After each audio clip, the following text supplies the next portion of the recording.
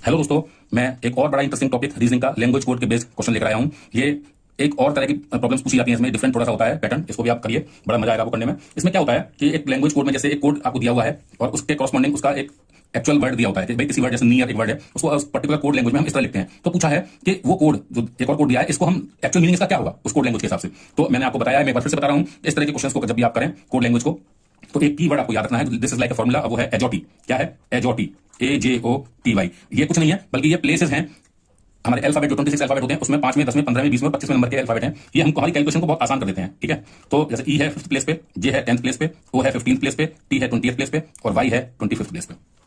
तो जब हम इसको करेंगे तो बड़ा आसानी से हो जाएगा। तो देखिए इस लैंग्वेज में आप एक गौर करिए, हमारा कोड है वो कितने अल्फाबेट्स हैं उसमें? 1 2 3 4 5 6 7 8। ठीक है, यानी कोड बड़ा है और एक्चुअल मीनिंग जो है उसका वो बहुत छोटा है। यानी वो 8 वर्ड है, 8 अल्फाबेट है और ये 4 अल्फाबेट्स हैं। इसका मतलब हर एक अल्फाबेट के लिए 2 कोड अल्फाबेट इस्तेमाल किए गए हैं। तो हम लिख लेते हैं और इसका मीनिंग जो दिया हुआ है वो दिया हुआ है नियर।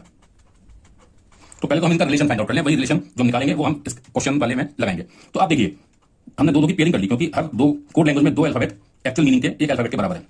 तो देखिए हम पहला अल्फाबेट देखते हैं, ओ की पोजीशन कहां होती है? 15th प्लेस होती है, तो हम इस पूरे को असाइन कर देते हैं 15th नंबर।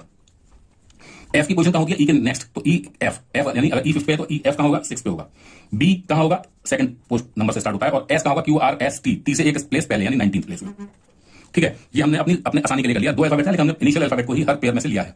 ठीक है, तो अब इनके प्लेस निकालिए। तो एन का कहां होगा? एन है ना, NO, तो यानी 14th प्लेस पे। ई कहां पर है? 5th प्लेस पे। ए कहां पर है? 1st प्लेस पे। आर कहां पर है? RST यानी 18th प्लेस पे।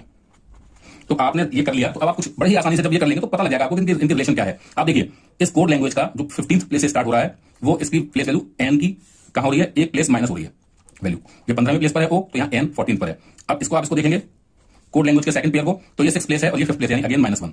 ऐसे ही 2, ये 1 यानी फिर से -1 का वो है। और ये ऐसे इसको देखेंगे तो ये फिर से -1 है, 19 से 18। तो ये जब आपको पता लग गया कि एक प्लेस आपको आपके आंसर में पीछे जाना है, तो आप बड़ी आसानी से जो आपका आंसर क्वेश्चन दिया हुआ है IJ V और W और HI, आपने एक बात ध्यान रखिएगा, इसमें हमने पेयर में एक को क्यों लिया? क्योंकि सक्सेसिव है, एक के बाद तुरंत आता है OP EF FG, एक के बाद यानी BC और QRST, यानी दोनों लगातार आने वाले अल्फाबेट है, इसलिए मैंने एक को लिया है। ध्यान रखिएगा इस क्वेश्चन में, तो आपको ये भी ध्यान देना है। अब आप इसको इसके पेयरिंग को भी देख लीजिए, ये भी लगातार आते हैं, I और Z लगातार आते हैं, V और W एक साथ आते हैं, H और I एक साथ आते हैं। तो अब इनको आप देखेंगे तो क्या आएगा? तो अब इसका यानी कि एक प्लेस पीछे लाएंगे, 9 से एक प्लेस पहले क्या आएगा? I से पहले क्या आएगा?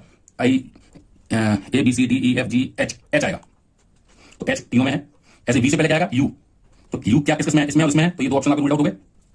और H से एक प्लेस कौन सा पहले आएगा? G, तो G किसमें है? इसमें, तो आपका करेक्ट आंसर ये है, ये भी नहीं।